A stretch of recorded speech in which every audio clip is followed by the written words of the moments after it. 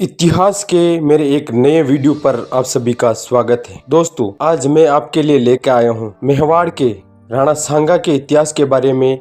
इस वीडियो में आपको बताया जाएगा, इतिहास की जानकारी दी जाएगी। तो दोस्तों, चलते हैं वीडियो की ओर। वीर राणा सांगा भारत देश का गौरव थे। इनके खौफ का असर यहाँ तक था कि कोई भी विश्व में इनसे युद्ध करना नहीं चाहता था। मुगल बादशाह बाबर भी उनके सामने कांपता था। देश के महान वीर योद्धाओं में से एक थे राणा सांगा। दोस्तों, अगर राणा सांगा के जन्म के बारे में बात करें तो उनका जन्म 12 अप्रैल 1482 को मेवाड़ के चित्तौड़ में हुआ था। इनका पूरा नाम महाराणा संग्राम सिंह था। इनके पिता का नाम राणा रायमल था। बचपन से ही राणा सांगा और उनके दोनों बड़े भाई एक साथ रहे। साथ में ही उन्होंने शिक्षा ली। इनके 3 बड़े भाई और भी थे।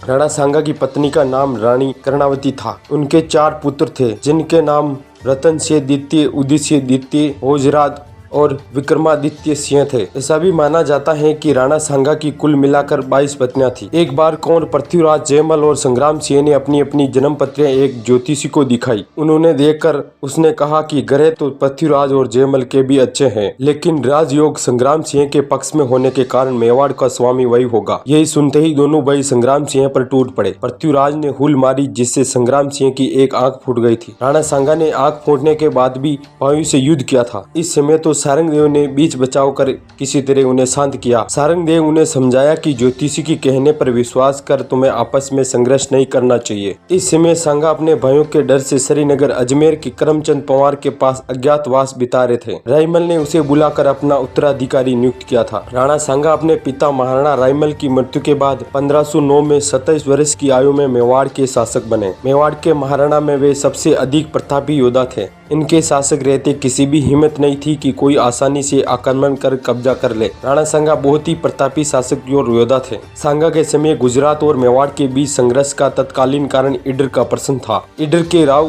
भाण के 2 पुत्र सूर्यमल और भीम थे। राव भाण की मृत्यु के बाद सूर्यमल गद्दी पर बैठा, किंतु उसकी भी 18 माह के बाद मृत्यु हो गई थी। अब सूर्यमल के स्थान पर उसका बेटा रायमल ईडर की गद्दी पर बैठा। रायमल की अल्पायु होने का लाभ उठाकर उसके चाचा भीम ने गद्दी पर अपना अधिकार कर लिया था। रायमल ने मेवाड़ में शरण ली, जहां महाराणा सांगा ने अपनी पुत्री की सगाई उसके साथ कर दी थी। दोस्तों, उनके आगे के सफर के बारे में अगर बात करें, 1516 में रायमल ने महाराणा सांगा की सहायता से भीम के पुत्र भारमल को हटाकर ईडर पर पुनः अधिकार कर लिया था। भारमल को हराकर रायमल का ईडर का शासक बनाए जाने से गुजरात का सुल्तान मुजफ्फर बहुत गुस्सा हुआ था, क्योंकि भीम ने उसी की आज्ञा अनुसार ईडर पर अधिकार किया था। नाराज सुल्तान मुजफ्फर ने अहमदनगर में जागीरदार निजामुद्दीन को आदेश दिया कि वे रायमल को हराकर भारमल को पुनः ईडर की गद्दी पर बैठा दे। निजामुल्क द्वारा ईडर पर घेरा डालने पर रायमल पहाड़ों में चला गया और पीछा करने पर निजामुल्क को हराया। ईडर के आगे रायमल का अनावश्यक पीछा किया जाने से नाराज सुल्तान ने निजामुल्क को वापस बुला लिया था। इसके बाद सुल्तान द्वारा मुआरजी मुल्क को ईडर का हकीम नियुक्त किया था। एक भाट के सामने एक दिन मुआरजी मुल्क ने सांगा की तुलना एक कुत्ते से कर दी थी। ये जानकारी मिलने पर महाराणा सांगा वांगड़ के राजा उदय सिंह के साथ ईडर जा पहुंचे। पर्याप्त सैनिक न होने के कारण मुआरजी मुल्क ईडर छोड़कर अहमदनगर भाग गए। सांगा ने ईडर की गद्दी पर रायमल को बैठा दिया और एवं अहमदनगर, बड़नगर, विसलनगर आदि स्थानों को लूटता हुआ चित्तौड़ लौट आया था। महाराणा सांगा के आक्रमण से हुई बर्बादी का बदला लेने के लिए सुल्तान मुजफ्फर ने 1520 में मलिक अय्यज तथा किया मुल्क की अध्यक्षता में 2 अलग अलग सेनाएं मेवाड़ पर आक्रमण करने के लिए भेजी थी। मालवा का सुल्तान मोहम्मद भी इस सेना के साथ आ मिला था, किंतु मुस्लिम अफसरों में अनबन के कारण मलिक अय्यज आगे नहीं बढ़ सका और संधि कर उसे वापस लौटना पड़ा था। महाराणा सांगा ने सिकंदर लोदी के समय ही दिल्ली के अधीन इलाकों पर अधिकार करना शुरू कर दिया था, किंतु अपने राज्य की निर्बलता के कारण वे महाराणा सांगा के साथ संघर्ष के लिए तैयार नहीं हो सका। सिकंदर लोदी के उत्तराधिकारी इब्राहिम लोदी ने 1517 में मेवाड़ पर आक्रमण कर दिया था। खतौली कोटा में एक स्थान है, वहाँ पे दोनों पक्षों के बीच युद्ध हुआ था, जिसमें महाराणा सांगा की विजय हुई थी। इस युद्ध में तलवार से सांगा का बायां हाथ कट गया था और घुटने पर तीर लगने से वे हमेशा के लिए लंगड़े हो गए थे। खातौली की पराजय का बदला लेने के लिए 1518 में इब्राहिम लोदी ने मियाँ माखन की अध्यक्षता में महाराणा सांगा के विरुद्ध एक बड़ी सेना भेजी थी। मेदिनी राय नामक एक हिंदू सामंत ने मालवा के अपदस्त सुल्तान मोहम्मद खिलजी द्वितीय को पुनः शासक बनाने में सफलता प्राप्त की थी। इस कारण सुल्तान मोहम्मद ने उसे अपना प्रधानमंत्री नियुक्त कर दिया था। सुल्तान के मुस्लिम अमीर को भी मेदिनी राय की बढ़ती हुई शक्ति से काफी स्त्रियां थी और उन्होंने सुल्तान को उसके विरोध बहलाने में सफलता प्राप्त कर ली थी। मेदिनी राय महाराणा सांगा की शरण में मेवाड़ आ गया था, जहां उसे गागरोन व चंदेरी की जागीरें दे दी गई। सन 1519 में सुल्तान मोहम्मद मेदिनी राय पर आक्रमण के लिए रवाना हुआ था। इस बात की खबर लगते ही सांगा भी एक बड़ी सेना के साथ गागरोन पहुंच गए। यहाँ हुई लड़ाई में सुल्तान की बुरी तरह से पराजय हुई। सुल्तान का पुत्र आसफ खां इस युद्ध में मारा गया था। वे स्वयं घायल हुआ।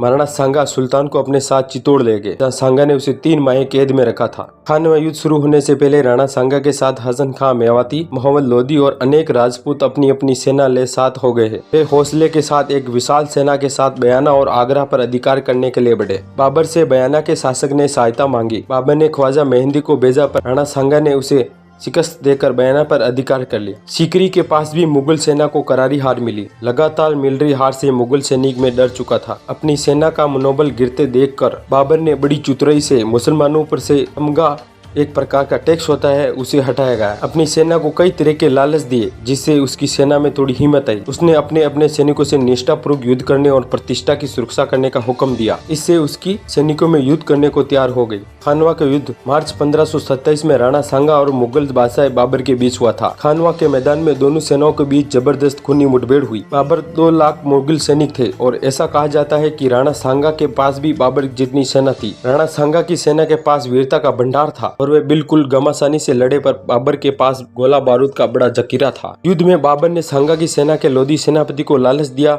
तो वो सांगा को धोखा देकर सेना सहित बाबर से जा मिला। लड़ते हुए राणा सांगा की एक आंख में तीर भी लगा, लेकिन उन्होंने इसकी परवाह नहीं की थी और युद्ध में डटे रहे। इस युद्ध में उन्हें कुल 80 गांव आए थे। उनकी लड़ाई में दिखी वीरता से बाबर के होश उठ गए थे। ऐसा कहा जाता है सांगा का सर धड़ से अलग होते हुए भी उनका धड़ लड़ता रहा। ये लड़ाई पूरे दिन चली थी। बाबर की सेना ये युद्ध जीत गई थी। वे भले ही ये युद्ध जीती, लेकिन सांगा की सेना ने उन्हें धूल चटाने में कोई कसर नहीं छोड़ी थी। लोधी के गद्दारी करने की वजह से राणा सांगा की सेना शाम होते होते लड़ाई हार गई थी। राणा सांगा को उनकी सेना युद्ध खत्म होने से पहले किसी सुरक्षित स्थान पर ले गई थी। इस युद्ध से बाबर को पूरे भारत में मुगल साम्राज्य स्थापित करने में मदद मिली थी और वे पहला मुगल सम्राट भी बना था। युद्ध में सांगा बेहोश हो गए थे, जहां उनकी सेना उन्हें किसी सुरक्षित जगह ले गई थी। वहां होश में आने के बाद उन्होंने बाबर को हराने और दिल्ली पर विजय प्राप्त करने तक चित्तौड़ नहीं लौटने की शपथ ली। जब सांगा बाबर के खिलाफ एक और युद्ध छेड़ने की तैयारी में थे, तो उन्होंने अपने ही साथियों ने जहर दे दिया था, जो कि बाबर के साथ एक और लड़ाई नहीं चाहते थे। जनवरी 1528 में कालपी में उनकी मृत्यु हो गई।